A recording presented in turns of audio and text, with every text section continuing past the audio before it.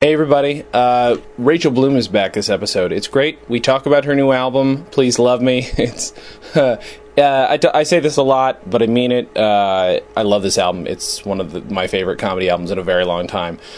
We have a few clips here and there with Rachel's kind permission. And yeah, it's great.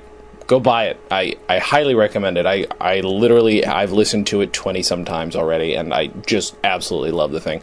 So, yeah, it's great. Enjoy this episode. Go check out all of Rachel Bloom's stuff. Go to racheldoesstuff.com, and thanks for listening. Hey, everybody. Thank you for joining me. This week, Rachel Bloom is back. Hi, Rachel. Hi. So, you have an album out. I do. Last time you were here, we talked about it being an eventuality, but you weren't really sure when, I don't think. Yes, because I was waiting on, I thought that the album was going to get a label attached, because the album was done for like a while. Oh, and then, okay. And then I thought I was going to get a label attached, and then I just actually started, because it took so long, I started adding sketches, and then I added a new song, so I'm glad it took as long as it did. Yeah. It's wonderful. I love it. It is. I will do my best not to kiss your ass through this whole thing. It is my favorite comedy album in years. So really, yes. Wow, 100%. That's really, really nice of you to say. I love it, and it's, it's there's a lot of musical comedy out there, and it doesn't always. I mean, like The Lonely Island is the only other thing I can compare it to, but that's out there that's strictly musical comedy. But they rap. And that's fine, and that's a thing that they do. But this is very it's more eclectic. You've got a lot more stuff on it, Thank you. And the sketches are really funny. The nice, brief, short sketches are really good. Let's talk about. I mean, we can obviously start with. We can go down the track listing. You can just talk about making it in general. It's whatever you prefer. Okay. Let's see. What was the extra track then? Let's work backwards. What was the one that you added on? You added a song. Oh, well, basically, after a while, I realized that, like, if I want to, like, release this album, I should have, a pop. I should have, like, one new pop song to go on the album, because the rest of the pop songs were all, like, stuff that I'd done previously. So the song Die When I'm Young was the newest one. And that's the newest track on the album, because that was written in January, February. Okay. Yeah. And that was me very specifically wanting to do a pop song that felt current. Especially because I'm, in my own life, like, a lot of the other ideas I had for new songs were more like non-specific or like almost like homages to like past types of music. So I want to do something current. So I started on like, well, what's something about pop music that I've noticed that I want to say? So I started. So that was the newest track on that. And the video is also thank you, Lorenzo Lamas. Trying to get more eyes on it, but yeah. It was a really fun video to make. Yeah. Well, let's see. Actually, I guess we can go into the specifics about the videos later. They're just really... They always look really good. And obviously, that's a big part of what you do, is the high production values, going all the way back to the first one. Yeah. To the Ray Bradbury song. I guess you're not calling from the same crew because you're not on the East Coast anymore. But. No, but it's the same. I mean, like, I have a DP who I love in New York who did Ray Bradbury, Mermaid, and the Boobies song. Okay. And he's very in many ways, very similar to the DP I found in L.A. So the DP in New York is named Paul Rondeau, and he's great. And he's just kind of a one-man shop. Like, he knows exactly what basically you tell him, he has his own camera, and then he tells you what equipment you need to rent, and you rent that equipment, and he knows exactly how to set it up to make it look good. If you have a camera and great lights and someone who's amazing, like, you don't need millions of dollars to make something look great, which is awesome. And then the DP I found out here, his name is Gustavo Peterson, and he's just equally just awesome, like a really, really great DP, and I've worked with him on so many projects now. And that's really why the videos look high production. I mean, I feel like even when I released Ray Bradbury, there were a lot of sketches out there that looked like shot on home cameras. Production value wasn't a thing. Right. And then in the past year or two, now that people everyone started getting these nice cameras, everything started to look good. Right. I mean, really, like, you have to have a sketch that looks good now. For sure. And the competition, I guess, increases then. But again, you have the good fortune to stand out because, again, it's funny music. And am I wrong that that's less competitive, or is there more out there that I'm thinking about? No, I think, you know what it usually is people doing typically one type of genre. Yeah. And I don't see people doing a ton of high production pop songs. I haven't seen a ton. I mean, there was definitely out there. Sure. And then, of course, you'll get, like, one-offs through, like, a Funny or Die or College Humor. Right. But the comedy pop songs, like, being what I specialize in, I mean, you know, Lonely Island does raps, and then Jean Lajoie is great. But I definitely... The fact that I'm doing a lot of genres, I like to think sets me apart. Yeah. Yeah. Yeah, and I'm really happy with that and proud of that. You should be. I mean, they shoot quick too. It felt like I was on the You were on the recent video. one, yep, yes. And that was a lot of fun. That's one of my favorite songs. It's I didn't buy the album that before I've we written. did that, Sorry, so. not like in the world. Ever. That would be... I hadn't heard the song before we came to the set, so I was incredibly shocked, but I was pleasantly shocked. Oh, good. Yeah, no, it's great. Also very short, but I felt like you have a crew that shoots very quickly. So it's just people who know what they're doing. Yeah, that's what it is. It's you find a crew of people who know what they're doing, who know how to get things done. And nowadays, honestly, like, people are so used to working on internet budgets and these day-long shoots where you try to fit in everything. I feel like it's actually gotten to be the norm for a lot of people. For sure. But I also just had a great crew for that shoot. And then my boyfriend has been directing some of my music videos lately, which when my friend heard that, he was like, oh, God, because sometimes that's a really bad mix. But I work really, really well with my boyfriend, and he's a great director. That's awesome. So it ended up being okay. Of course. Yeah. So this whole thing, then, I'm assuming is released independently. So is that correct? Did you just totally... The album? Yeah. Yeah. Wow. That's a lot of work. Yeah. I mean, look, it was recorded over, counting Ray Bradbury, 2.5 years. Yeah. 10, 11, 12, 13. Yeah, it'll be 3 year. Ray Bradbury will be... Well, recording that song has already been 3 years as of this February. Okay. So I released the album. It took really over the course of 3 years, although, like, Ray Bradbury was recorded in February of 2010, and then Mermaid Song was recorded in, like, October 2010. Okay. And then I took a big break. And then there were, like, 2 songs recorded in 2011, and then, like, the bulk of them recorded in 2012. That's funny. Yeah. That's, man, that's a lot of work. But, how do you schedule the releasing, or that is to say, like, the PR for it and everything? I mean, are you doing that all on your own? Yeah, especially when I was releasing this album, I had no money. Right. And a PR person's going to be thousands of dollars. Yes. And I didn't have $1,000, so I basically reached out to people I already knew at comedy websites, and tried to get the word out, and then, like, got the email addresses of other people at comedy websites. Yeah. That's all you can do, no, really. Of course, yeah. Especially in the day and age of, like, the internet world is so single-based that the album kind of has multiple uses. Right. And I think it got some good coverage and good traction. Yeah.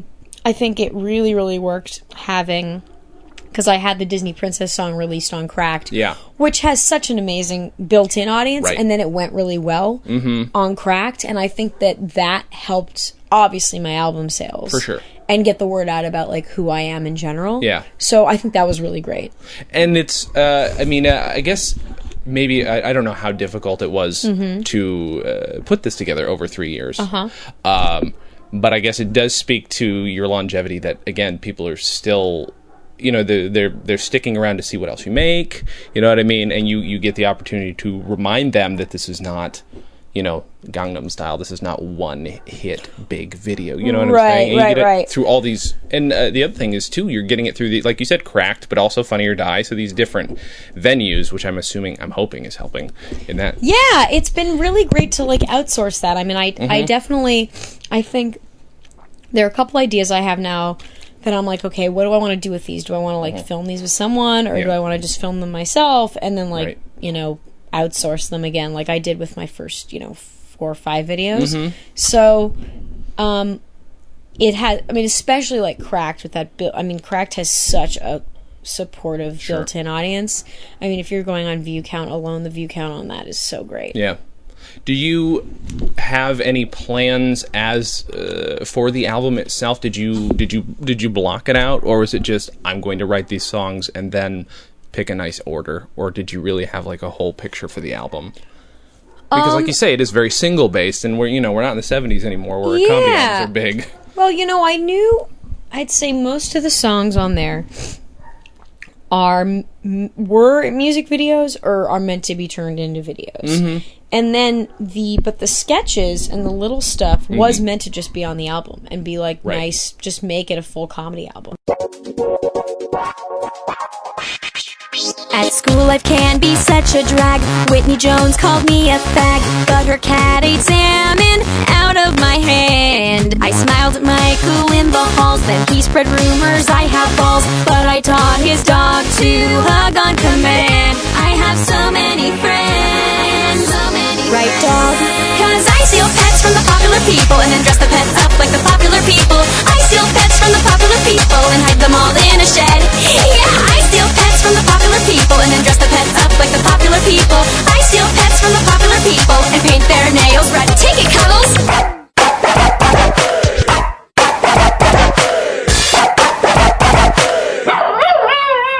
Sketches that I'd written throughout the years that I just really liked and I think would make a good audio sketch. And then a couple of them are just for the album, like something that I thought would be funny on an album. Right. So it's always kind of, the album's been in the back of my mind. I mean, I wish that I could do even more videos, and the reason is that just luckily the television writing takes up a lot of time. Like, I mean, a day at Robot Chicken really drains you. I bet. And I come home and I'm just done. I'm so tired. So I mean, I wish that I could say I have 2 albums now, but I obviously just didn't. Fortunately, didn't have the mental time. 2012 got really busy in some great ways. To make it a 20-song album. Right. Well, that's the other thing too, though. Is it what's the full length? What does it come in at? Do you know? I didn't have the time of the album. Yeah, the full album. It's short. Is it? It's I want to say I should have pulled it up. See, this is my dumbass. 12, 15. I mean, that's 18, the other thing too. Is they're good, tight, small songs. Yeah, I'd say there's 3-minute songs. Yeah. So I mean, I honestly want to say the whole album's like a half hour. Yeah. I mean, it's tight songs, Sure, but that's again, that's one of the reasons it works. People kind of get drained, at least nowadays, by long comedy albums, and I don't. Especially with comedy music, I don't. The thing is, I guess that's what makes this re-listenable too. I mean, I bought the album knowing you're going to come on the podcast. I wanted it anyway. I'm like, finally, I need to actually spend the money on the album. Thank you for your support. Of course. I tried to steal it. I was unsuccessful. That's not true. But I would have sent it to you for free. I've listened to it probably 15 times since I bought this whole week. Great. It's just because it's on a loop. It still works every time. That's great. That's hard. That's hard for any comedy album, and I don't know. Again, it speaks to the power of the music, but also the little sketches don't. I mean, they tie it together really well. Great. I'm trying to think of what my favorite one is, though. Maybe The Voices in Your Head. Oh, good, I love that one a lot. I love that sketch. Yeah, I'm so happy that people like that. Anybody, I think, can relate to those. Maybe not the specifics, but definitely the self-doubt. And it's definitely a thematic. I mean, it's why the album is called like "Please Love Me," and I feel like a lot of the songs, the thesis statement of the album is this is how music portrays people, which is confident and super happy, and this is how life actually is, which is we hate ourselves and we're self-deprecating. And life is chaotic and horrible. So even though you didn't have. You had a theme, and that is so far and above the way people put together albums nowadays. You know? That theme is abundantly clear throughout the whole thing, and it's obvious that having that lightness about self-doubt and often hate. I feel like it's, I don't know, it's really positive to listen to also. Oh, good. Which, even though it's got a singing aborted fetus, that's okay. Rapping aborted fetus. Yeah, I was pretty proud of that. You know, I was working on the Die Young song because I knew I wanted to do a song. Something that I've been fixated on for a while is like just the idea in our like this YOLO, and it's like all about like just music and our culture in general, just being like whatever, like who cares, live in the moment.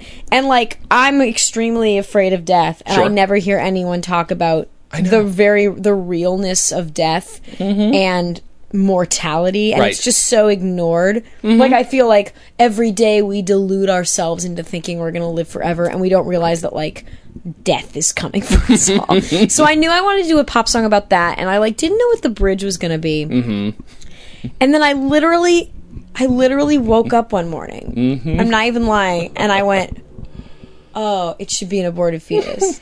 And I was in bed next to my boyfriend, you know, who ended up directing the video, and I was like, hey, what if it was an aborted fetus? And he was like, yes. Holy shit. And I was like, because that's the equivalent and the epitome of death is cool. If death is cool, then an aborted fetus would be literally the coolest thing. Right. Yeah. One friend emailed me saying, nice video, like surprisingly pro-life. And I was like, fuck. Oh, shit. You're right. It kind of is. There's a line about the stem cells healing. Yeah. I guess the subtext of that, it was a late term abortion. I don't know. I guess it was a late term abortion. Who made the puppet? The puppet's this really guy good. named David Fino. Is it Fino? I think it's David Fino. He's a friend of mine in New York. We actually did a web series together, and he makes puppets, and he's operated puppets his whole life. It's like what he does. That's cool. So he did an amazing job on it. Fucking love puppets, and it's really it's a great puppet. I'm so disturbed by that whole song. That whole song's I think my mom listened to it and she was like, that song's really sad. I was like, yeah, you're not wrong. Yeah. It's a sad song. No, it is. Death is sad. Yep. The eventuality of our own demise is very sad. And saying that you're gonna like die young, right, ignoring the fact that many people do die young of diseases, and it's not cool. Yeah. Do you, out of curiosity, how much input then, I'm assuming most of it, like specifically on the We Don't Need a Man song? Sure. The whole thing, your voice is utterly unfiltered and just you singing straight. Yeah. And I love that because it sounds almost like maybe you're not there, maybe you are, but just the reality, yours is the real voice. Yours is the one not lying to itself. Yeah, sort of. yeah. But also obviously filled with self-hate. But, you know, I'm just curious about the production choices like that. Sure. Well, that song was a collaboration with me and Jack Dolgen, who's the producer and the co-writer of many songs on the album. And then this very talented girl, Shayna Taub, who I went to school with. And so yeah, I mean, I think we knew. I mean, the idea was originally something that I'd wanted to do for a while. This idea of an empowering breakup song that is consistently undercutted by how I actually am during breakups. I mean, in many ways, the motivation for it was very similar to Pictures of Your Dick, where it's and I think that like throughout my life, I'm glad I've been in a relationship for 5 years, and I honestly think it saved my life because me, single, I was a wreck. I mean, I was constantly heartbroken, and I would take it hard. I mean, and so I think that that's a major theme of my songs in general, especially like love and breakups is just like you never see people being pathetic in pop music, and I'm pathetic when it comes to like, you know, getting your heart broken. So I think, the production of that, we definitely wanted me, I think it was Jack's idea to make my voice just unfiltered, no auto-tune, as that kind of blatant contrast. So then let's talk about stuff you grew up listening to, because I'm curious. I mean, I could generalize with musical theater, but that wouldn't be fair. It's not that there isn't dark musical theater, but no, you know what? It's so fantastic. You know what my sweet spot was, and this really informs me as a writer. I really loved. Sorry. No problem. I really loved because I think I grew up kind of a dark kid with many dark thoughts, contrasted with my need to escape. Okay. And that's why I listen to musical theater. I was in my own world. So I feel like as a person, I'm either very dark, like aborted fetuses, Right. or I'm very happy and like a bunch of people tap dancing. Sure. So I really loved musicals that had happy music, that was conveying very dark themes. Okay. Like, it's why I love Chicago. Sure. The play and the movie, obviously, because it's vaudevillian songs that are, you know, just describing something very dark, which is someone who's murdered someone, and she's potentially gonna get killed, and it's told, and that's why I love Stephen Sondheim's Assassins, because it does the same thing. Right. You know, Charles Gateau sings a song, "Look On." I don't know if you know Assassins very well. I know bits of it, but not. So there's this one song that's just amazing, where it's Charles Gateau, who murdered President Garfield, is ascending the steps to the gallows, and he cakewalks and he sings, "Look on the bright side, look on the bright side, step on the right side of the Lord." And that like happiness with something really dark underneath it is like what I love. Like, I bawled behind the candelabra because the end of it is, I mean, say what you want about Liberace, but the end of it is him like singing The Impossible Dream, and it's just this like this gay beautiful fever dream, and beneath it he's just died of AIDS, and you see how stripped down he just looked, and like any time when it's like a gay man dying of AIDS and they're just like, "I just wanted to be fabulous," it just gets me bawling, because it's that spectacle contrasted with what's really going on. So I really connected with Chicago, Assassins. I really loved anything Kander and Ebb, because Kander and Ebb wrote Chicago. They also wrote Cabaret, right? And like, perfect example of the most dramatic song in the musical Cabaret is not the song that they sing "Tomorrow Belongs to Me," which is the Hitler Nazi song. Yeah. It's the song Cabaret, right? Because Sally Bowles is singing "What Good is Sitting Alone in Your Room," but that song is her literally deciding to get an abortion. Yeah. That's what that song is. So so I really love the contrast. I mean, it's the contrast between the happiness of the songs and what's below that. 'Cause I wanna die when I'm young, burn out fast and dance forever. I wanna die when I'm young. 'Cause... Hello? Hello, this is Dr. Yamaguchi with your test results. Oh, yeah, hey, what's up? Hello, Rachel. I'm sorry to inform you that the biopsy came back positive. What do you mean positive? I'm gonna die when I'm young. I didn't expect this to literally happen. I'm gonna die when I'm young.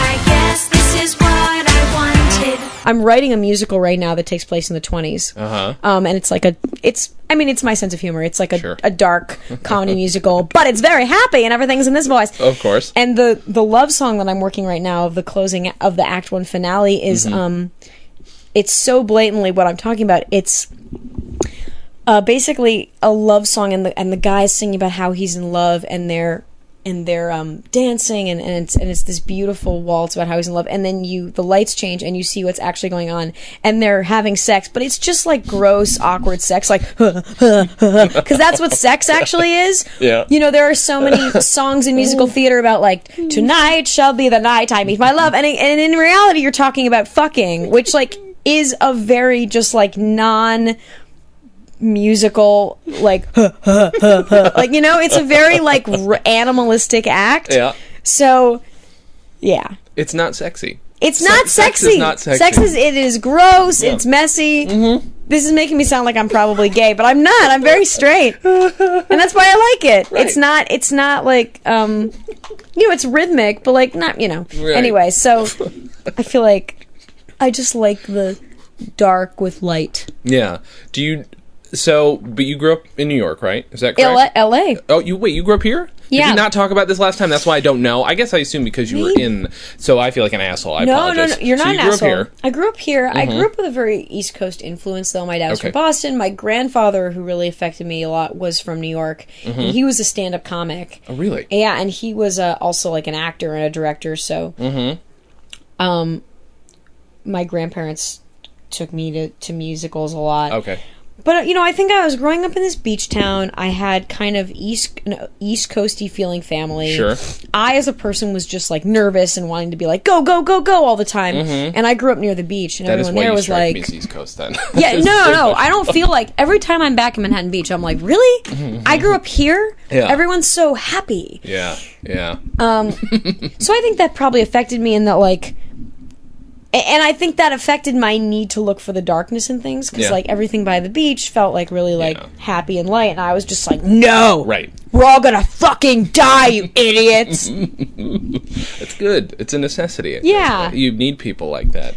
Do you know the first musical you ever heard, saw, were exposed to? Well, I do remember, I think I'd seen musicals before this, but I went and saw Guys and Dolls when I was 5, 6. Awesome. And I will always remember that. I saw it at a community theater called the Kentwood Players, Okay. which is still there. Uh-huh. I haven't been there in years, but and I remember Adelaide was singing Bushel and a Peck, and she pointed at me. She was like, I love you. And I was like, oh my God, she's pointing at me. and my grandparents knew the people, like, in that show. So I remember seeing that musical very early on. That's awesome. I'm so sorry. My phone just went off and No said problem. the word arse, which is my text message sound. Hilarious. I'm so sorry. Okay. So you saw that. That's, that one's got its own, dark Not bits really. to it. I think it's, it started out just a love for happy musical theater. I mean, Okay. that's what it started as. Singing in the Rain, all of these happy musicals. Mm-hmm. And then it wasn't until I got darker as a person that I liked that contrast, that I craved that juxtaposition between my escapist self and my realist self.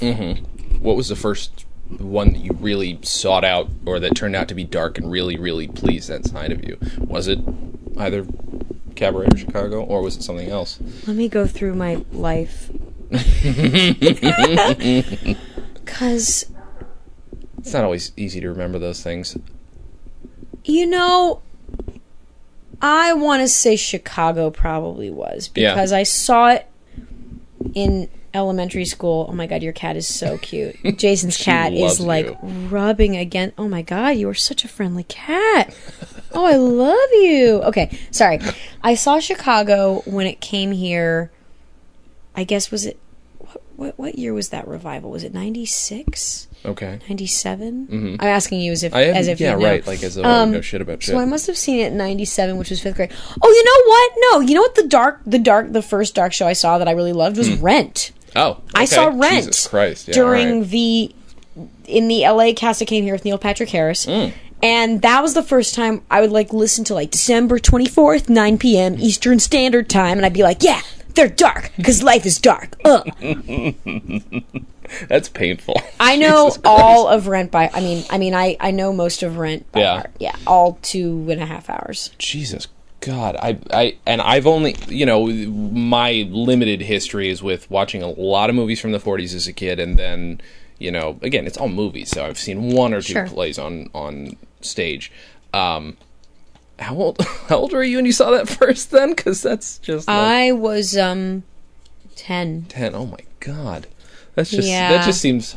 My parents are pretty open with me about stuff. I That's didn't good. understand half of it. Yeah. I mean, a major plot point is a transvestite dying of AIDS. Right. So I knew they had AIDS. Sure. I knew he was a transvestite, but I don't think I knew what that really meant. Mm-hmm. I think did I already know how gay men had sex?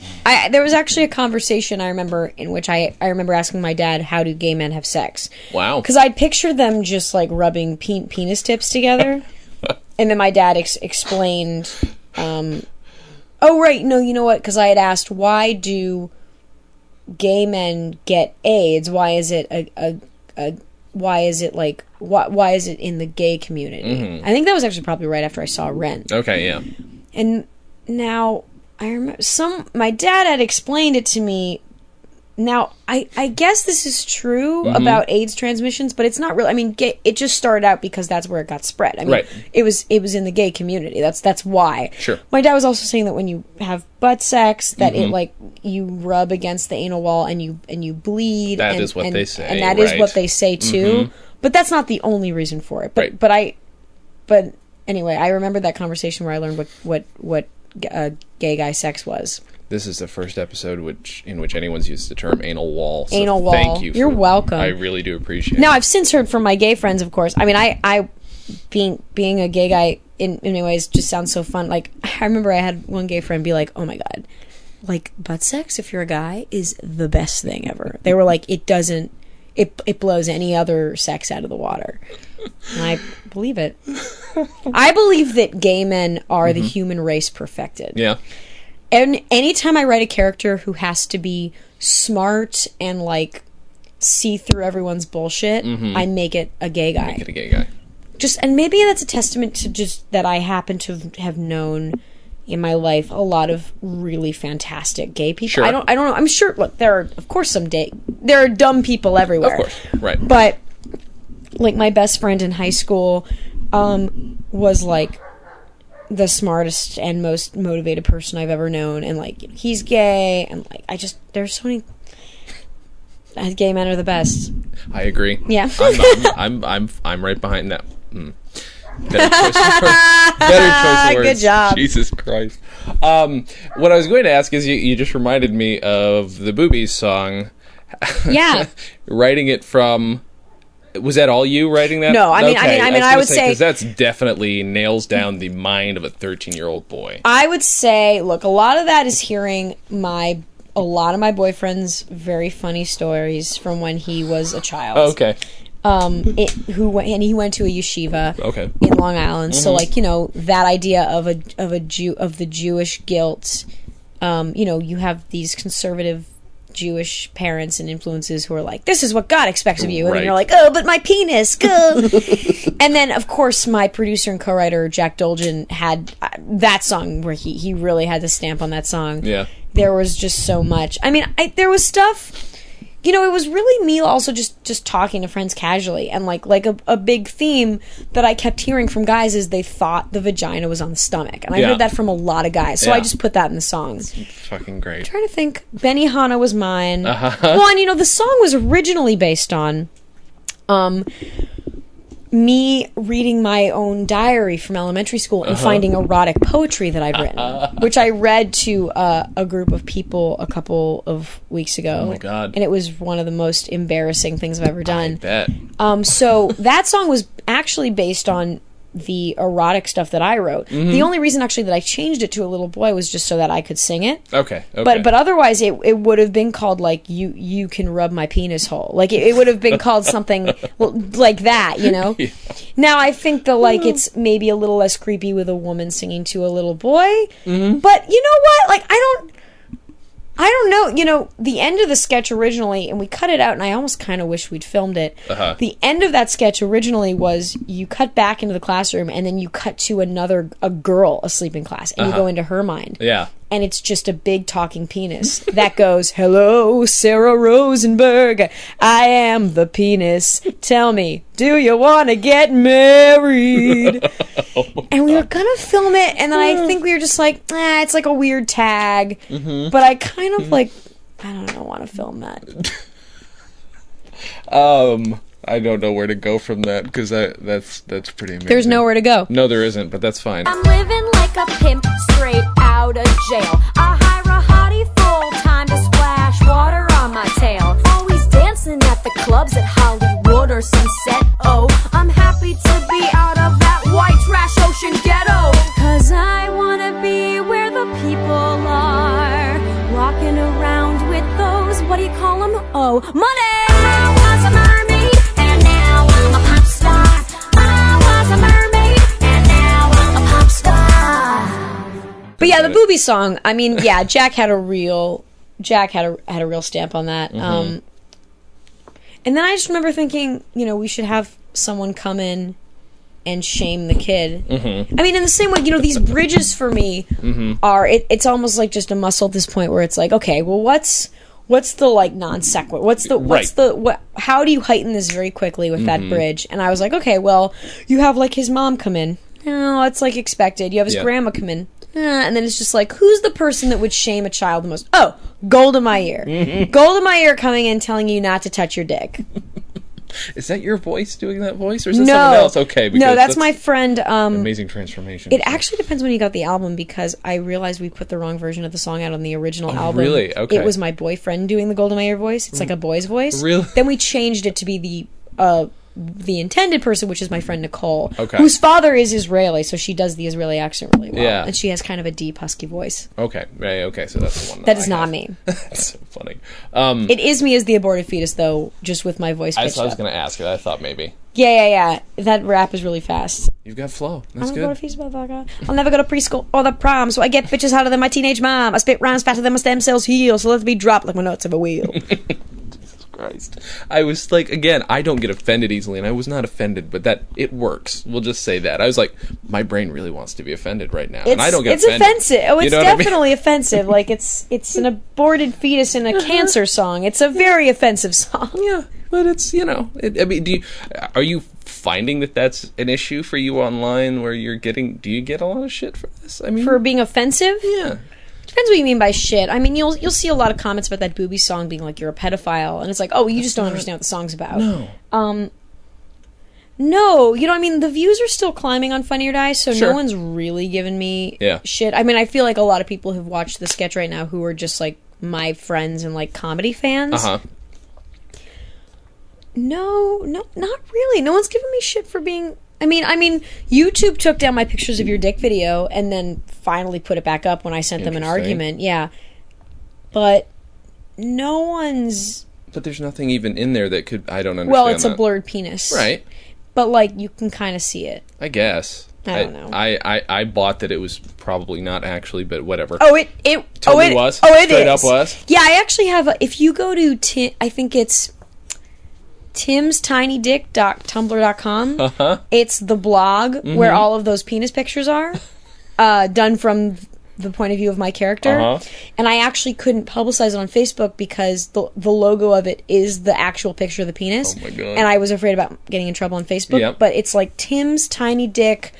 I think it's timstinydick.tumblr.com. And if you go to that, it's the blog of my character from that song. There's a bit actually in the Voices in Your Head press conference where you essentially ask yourself, how does it feel knowing that you do things about dicks? Yes. And I guess I would ask somebody who grew up listening to a specific type of musical theater. I mean, I think it's amazing to be able to expand on that. Did you ever see yourself doing this kind of comedy?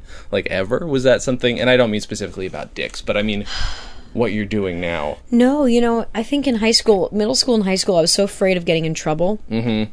And I wanted to be funny. I wanted to like have my cake and eat it too. I wanted to be like funny. And that's why I did musical comedy, because musical comedy was a safe way to be funny. Right. It was like being shticky without like getting in trouble for being a class clown. Sure. No. I mean, I think towards the end of high school I started to get more into comedy, but it was really college where I found my like dark sensibility where I'd want to get people like riled up or that's never an intention of getting people riled up, but just going to those really dark places. So no, I didn't. I'm very happy with it. I mean, I think that's something that briefly turned me away from musical theater, and I went to school for musical theater. And a thing that really turned me off to it was very quickly realizing that a lot of musicals are shitty. I mean, they're shittily written. Sure. It's bad. They're bad. Yeah. They're bad. They're written, and a lot of musical comedy written by people who otherwise weren't doing comedy. Right. Which as I just started to learn more about sketch comedy, just annoyed me, like from a comedian's level. My sense of humor changed. I mean, freshman year of college, my sense of humor basically did a 180. It was pretty drastic, actually. I mean, I used to think that the musical "I Love You, You're Perfect Now" Change was funny, and now I listen to it and I can't do it. It's unbearable. Yeah. Sorry out there if you wrote "I Love You, You're Perfect Now" Change. It's a very dated show though. So, yeah, I didn't picture that though. But you are writing a musical now. Do you have a title? Yeah, the title right now. No, I can tell you about it. I don't care. The title right now is Broadway Crazy, but I think I want to change the title. It's basically the story. Oh my God, my contact. Hold on, guys. This is just a moment of peril. This is an emergency, guys. Okay, it's fine. Okay.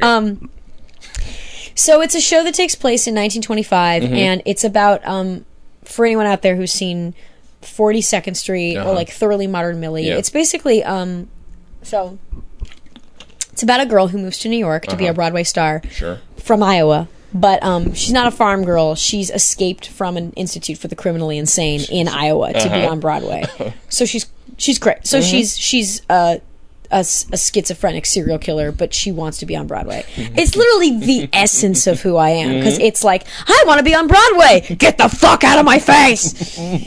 But the whole thing is done in a 20s style. Obviously, all the songs are very old school musical theater. It's a tap dance show. It's a big old tap show. So I'm doing Act 1 of that at UCB just as a workshop on August 7th. Oh, really? And then I'll just see how that goes. You know, see what works, what doesn't, and then I'll write Act 2, and then, you know, start to look into putting it up for reals, hopefully. Yeah. Oh, what cat? She likes you. She was also disturbed when you yelled, which was very funny. She gave you a very human look. Where does she like to be scratched? Sorry. Wherever. Really... She likes belly scratches. For people at home, Lilu likes scratches on her belly. Just not too intensely, because then she gets overstimulated, because I think she has Asperger's. Oh, no. She acts like she's a very weird cat. She has anxiety. She's... Oh, my God. This cat is... She's kind of like a dog, though. She kind of is. Yeah. Jen raised her perfectly. Oh, I don't know what that was. Oh, I don't know what that was did either. Not like... Oh, but she's back for more. Okay. Sorry, guys. This must be really exciting for you to listen to. Brawling. Are there... So where do your tastes lie now? In musicals, what do you seek out? You don't get to see a lot out here. I can tell you that right now. Nobody gets to see theater out here. But I really like stuff that's well written and specific and well written. Like, I really like the music for Next to Normal. Of course, I love Book of Mormon. I'm not in New York so I'm not really like... I used to be more up on, like, what are the great off-Broadway shows playing, and, like, off-Broadway shows playing. Like, there was this musical called Adding Machine that was off-Broadway a couple of years ago that I loved, and so now I'm just not as up on those. I'm kind of disconnected from the musical theater community now. Although I've been slowly trying to get back into it, but I'm definitely out of the loop. Yeah. Okay, well, that's fine. If it's a good musical, it's a good musical. For sure. Why do you think... Well, I guess it's kind of obvious, maybe, but why do you think there's no real musical theater out here? We don't get to see much in the way of... Well, there is. There are a lot of very good regional theaters out here. But it's not... this isn't a theater town. New York is a theater town. Everything is very... off-Broadway is, some of the best shows you'll ever see are off-Broadway. And here our off-Broadway is, I guess... which is just our little theaters, which is our off-Broadway, it's very hit and miss. Yeah. You just kind of don't know what's going to be good. Like, I saw this show Annapurna the other night with Megan Mullally and Nick Offerman. That was phenomenal. It was so good. Yeah. But it was on, like, the Gold Star website, along with, like, 10 other shows that, like, might have also been bad. Like, there's just not a lot of... There's not really a lot of, like, it's just not consistent. But there are very good regional theaters if you know where to look. Like, there's the Civic Light Operas, there's Musical Theater West. But as far as, like, new musicals, LA's a spread out city. Yeah. That's what it is to really be excited about theater in a community, there has to be a sense of community. And LA's just a spread out city. It's a collection of suburbs. Yeah. Yeah. And that's not me bitching about it as much as, like, it's a reality. Yeah. That's just what it is. Does it make it tough for you? Or, I guess maybe not, but since you are a comedy writer and that's your thing, you're in the right town, in the right place. Exactly. Baby, ever since you left, I've been looking so damn fine. I've been feeling like myself again. It's about goddamn time. Baby, ever since you left, I've been eating a lot of cheese. I haven't showered in 3 days, and my bed is covered in fleas. Empowered. We don't need a man. I'm better off alone. We don't need a man. I don't deserve love. I'm trying to see more theater. I just got a subscription to the Geffen. Oh, nice. Jesus. That's awesome. Yeah. Seeing theater makes me feel whole. Theater is a very essential part of who I am. Yeah. And seeing it is an essential part of me, I think, being happy. So I got that subscription. Yeah. Do you, out of curiosity, now that you're working on Robot Chicken, how do you find your writing, or how do you find your sense of humor changing, or are you just able to relate it better on paper now? Robot Chicken's a very specific muscle because it's pop culture, you know? Yeah. So my sense of humor isn't changing. I've gotten a lot more productive as a writer. Okay. Because every day at Robot Chicken, you come in and you basically sit at your computer and then you write sketches all day. It's not a typical writer's room. So you have to churn out 3 to 4 sketches a day. And they're outlines, but they're really full sketches. Yeah. I mean, they want full sketches. So it just has made me productive. I mean, when I'm writing on my own now, it's like just the ability to sit down and write. The ability to sit down and write and just like churn out content. Yeah. That it really made that muscle a lot better. It's got to be very separate, though, from the way you write your music, because it's obviously very specific. I mean, the thing is, again, your album, if we were going to, I guess, nail it down into what is it, and if you were to try and pitch it to somebody easily, you could say it was style parody. You know, if you want to use the vernacular that's referred to for Weird Al, it's style parody, I guess, but obviously Robot Chicken's just straight up parody and very specific. Yeah, and sometimes they'll have, you know, just sketches, but for the most part, since it's animated and with toys, you want to have, it's not going to be 2 people in a room. It's not going to be a sketch where it's just 2 people in a room talking about something, you know, subtle and funny. It has to be like big humor, high concept, high premise, big things happening that merit the animation. So it hasn't changed my sense of humor, but it's made me more productive. Yeah. Has it, well, no, you already answered that, so screw me for even thinking to follow up on it. Yeah, fuck you. How many videos are left to do for the, are you going to do one for every song? Is there one for every song? There isn't one for Ghost Snake. Oh, right. It's a weird song. It could be a fun animated video, but, I mean, the Mary Poppins, like, short thing I made with Cracked. The Negative Voice press conference, I actually think I do want to make into a sketch. I think that would just be a really fun sketch. For sure. I should film that. Sorry, You should. it just reminded me to film that. I should definitely film that. And then Thug Stroke, I'd like to film. Now, this is the thing, though. And this is a little, like, you might not be able to listen to the album after you hear this and realize it. But Die When I'm Young, Jazz Fever, and Thug Stroke are all about people having illnesses and dying. Jazz Fever, which I just filmed, which you're in, it's a completely separate premise from Die When I'm Young. Like, so different. Sure. But both of them are the arc of me getting sicker and sicker and dying. So I have to have a sketch released in between those two, just to tell people, like, oh, I'm not just a comedian that does, like, stuff about people dying. Sure. Even though I think it's hilarious. Yeah, of course. What was your question? My question was, are you going to do a video for every song? Oh, and so the answer is almost every song will have a video. Okay. I think so, yeah. Ghost Snake is just... It's just such an absurd, funny song. I don't know if there's, like... I mean, you could make an animated video out of that. Sure. Is it going to come... Did it come specifically... Why was Ghost it written? Snake? Yes. Did it just come from the concept of Boo Hiss? Because if so, that's really fucking... No, it didn't. That's and I was... very funny. When I found that, I was so happy. Yeah. I was that's so happy. That's actually better. Okay. No, I was walking my dog. This is the silliest inspiration for a song ever. I was walking for my dog. Walking my dog. Saw on the street, like a weird, I guess, straw, and I just thought, ghost snake. And then I realized it wasn't a ghost snake, and I was like, in my head, I was like, oh, but that would be like a really awesome thing, a ghost snake.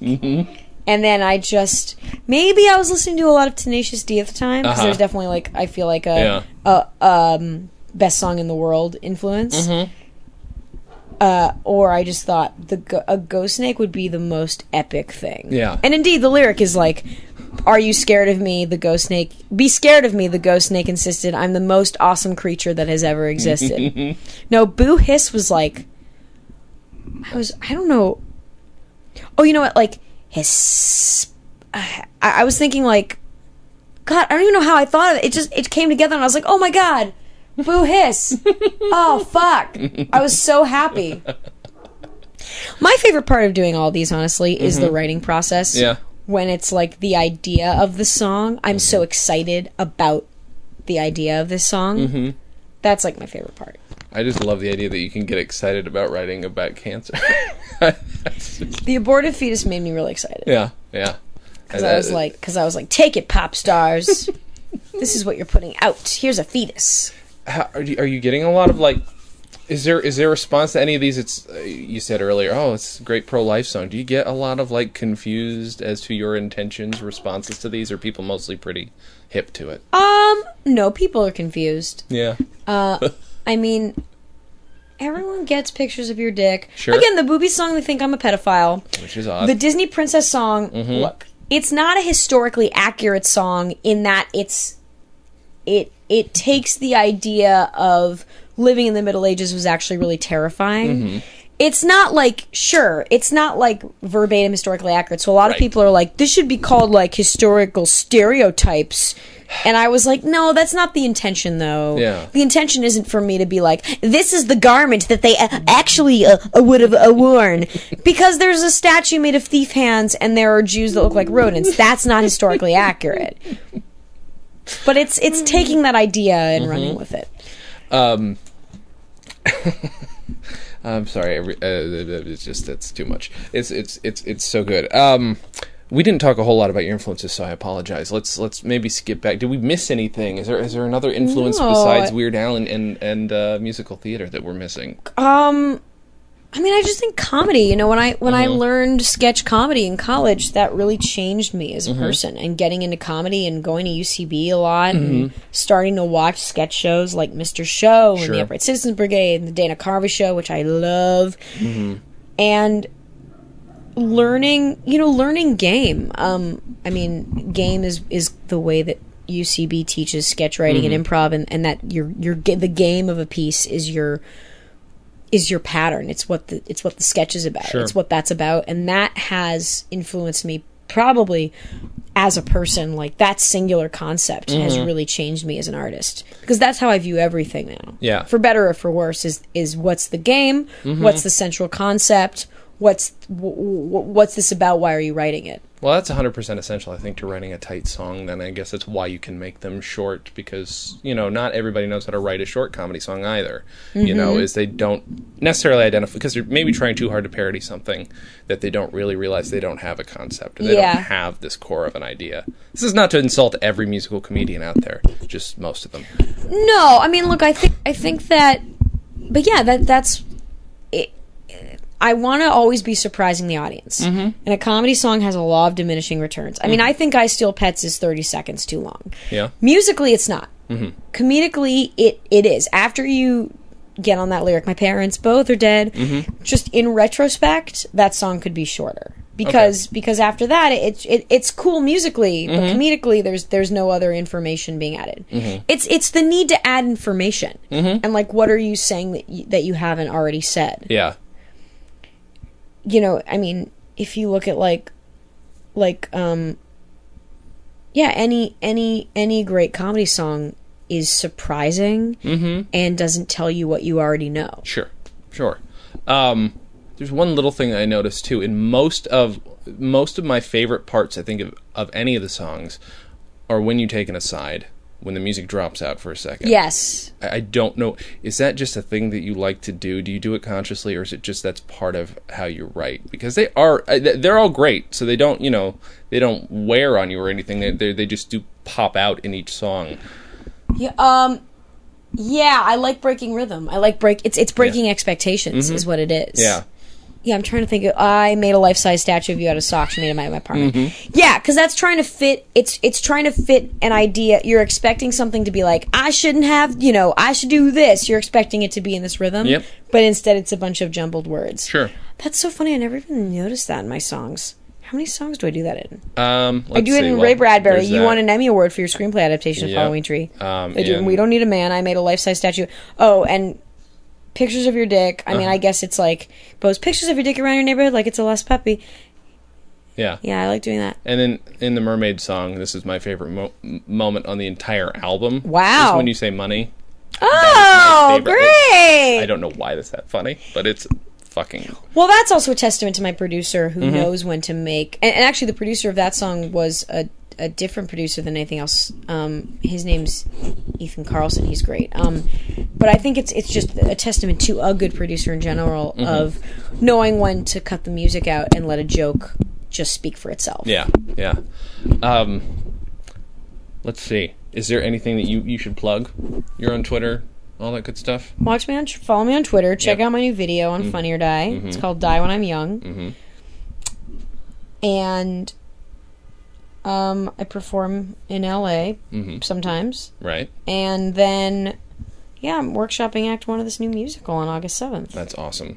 And RachelDoesStuff.com is the Yes, website? that's my website. Okay, so everything will be there, I hope. Yes, Okay. it will be. Well, thank you for doing this. Thank you for having me. Of course. And I'll ask you after that. Thanks for being here. This is an amazing album. Thank you. It makes me very happy. Thank Again, you. it's infinitely listenable. Maybe that's an exaggeration. That's a huge but compliment. I've listened to it a lot. Thank you. Everybody listen to the album. Not just buy the album. Actually purchase it. I want proof that you've purchased it. And watch all the videos. And I guess that's it. Thank you so much for doing this. Thank you. Thank you for having me. Guys, thanks for listening. And as always, have a good thing.